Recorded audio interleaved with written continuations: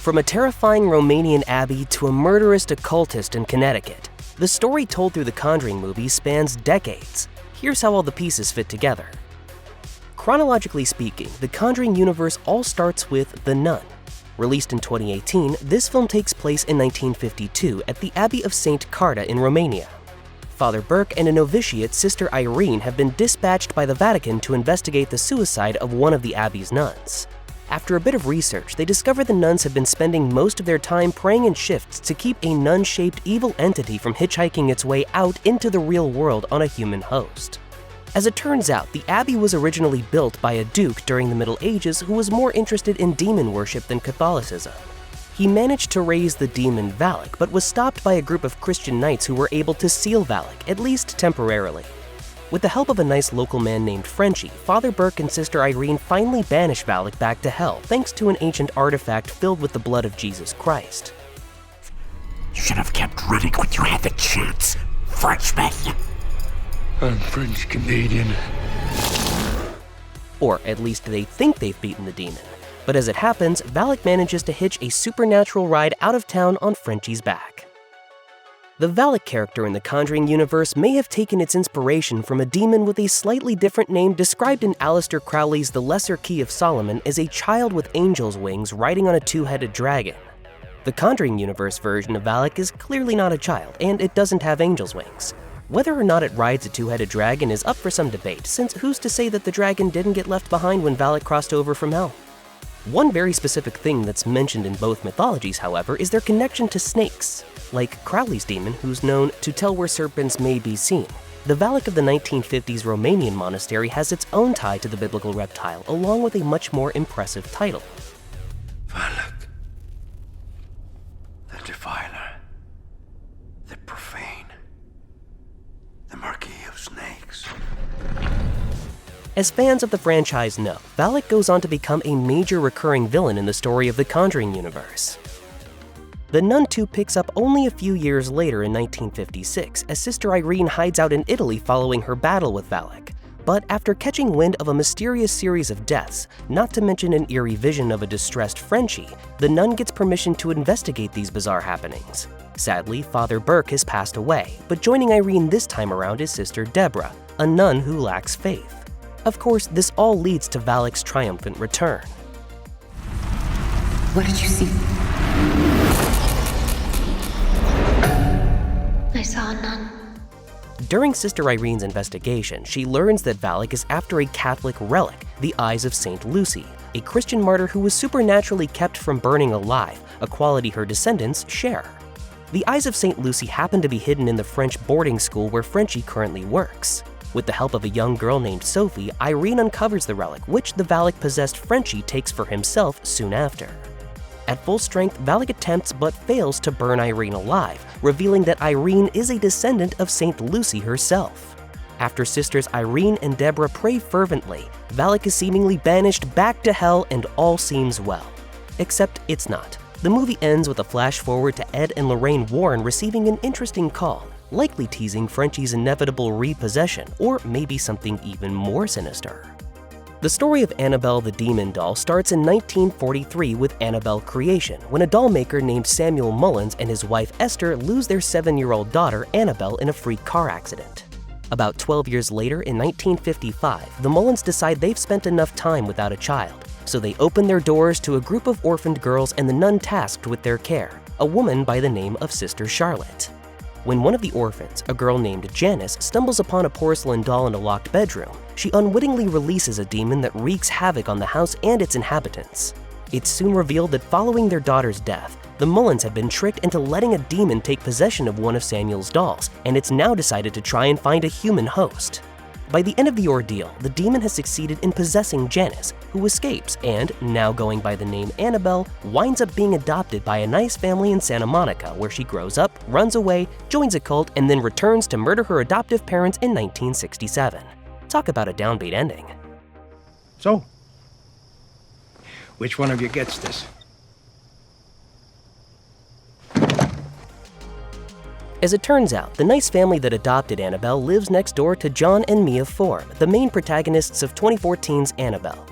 John has given his wife Mia an antique porcelain doll as a gift for their unborn child.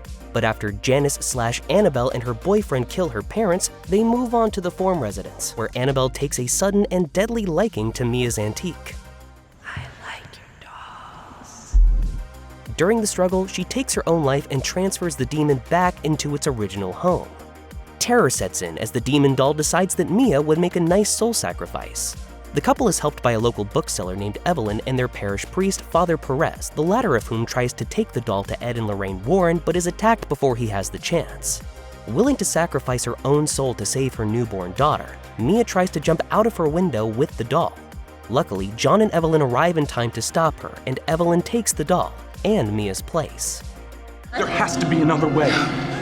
There is. I can make it right.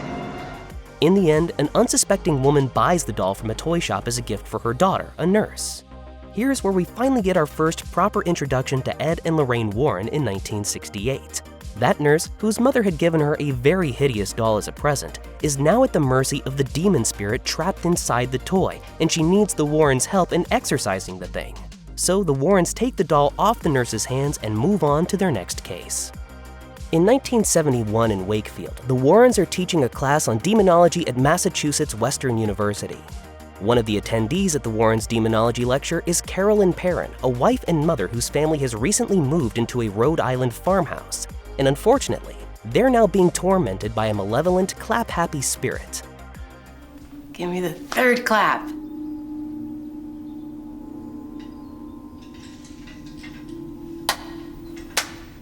But it's not all fun and games when it comes to this hellspawn. After some digging, the Warrens discovered the house was built on land that once belonged to a witch named Bathsheba, who sacrificed her week-old child to the devil before hanging herself, and then spent the following century possessing and killing future residents.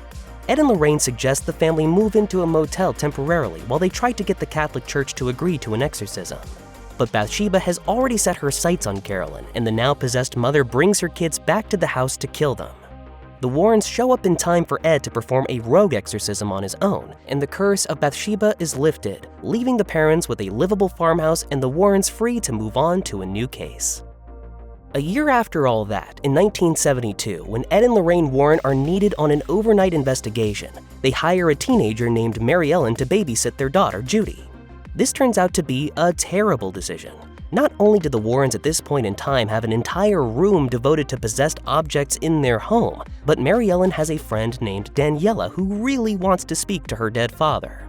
Daniela drops by the house uninvited and does what any girl in her position would do.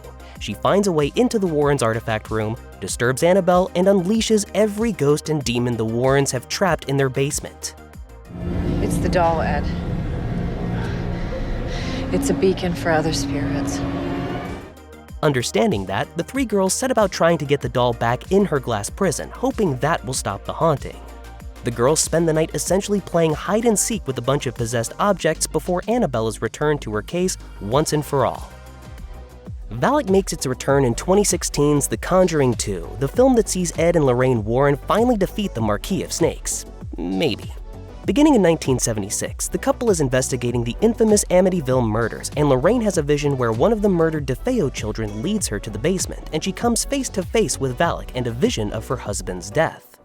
Lorraine continues to see visions of the demon nun, even as the pair travel to Enfield, England, where the Hodgson family has been experiencing paranormal activity. When it appears as though the entire haunting is a hoax put on by the family to gain fame, the Warrens pack up their things to leave. But Lorraine soon realizes that Valak has been behind the entire thing, and they return to the house in a last-ditch effort to save the eldest daughter, Janet, who at this point is possessed and trying to jump out a window. Ed grabs her, but almost falls to his death in the process, leaving Lorraine to go head-to-head with Valak herself. She succeeds in banishing the demon by using its name and pulls Ed to safety. I condemn you back to hell! Close call. A few years later, in 1981, the Warrens document the exorcism of a young boy named David Glatzel. Unfortunately, the evil spirit in David overpowers Ed and makes a deal with Arnie Johnson, the young man dating David's older sister Debbie. Arnie offers himself up in David's place, and the demon accepts. Though Ed sees this happen, he loses consciousness for over a month, giving the demon-possessed Arnie just enough time to murder his landlord. Eventually, Ed and Lorraine learn that David was possessed only after first being cursed by an object built by Isla the occultist.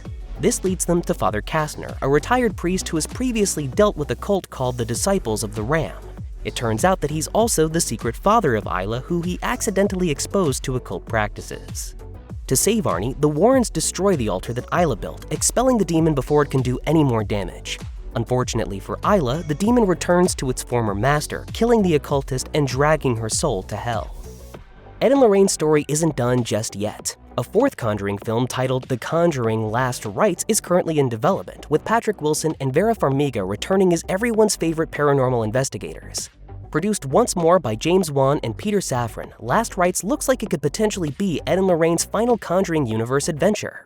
No matter how it plays out, it'll be great to see them tackle the forces of evil yet again. Additionally, a Conjuring Universe TV series is also in the works at Max, which may be another spooky avenue for the Warrens' most hideous adversaries to rear their ugly heads. Given how early in development the series is, we don't have many details. In fact, you could say we have none.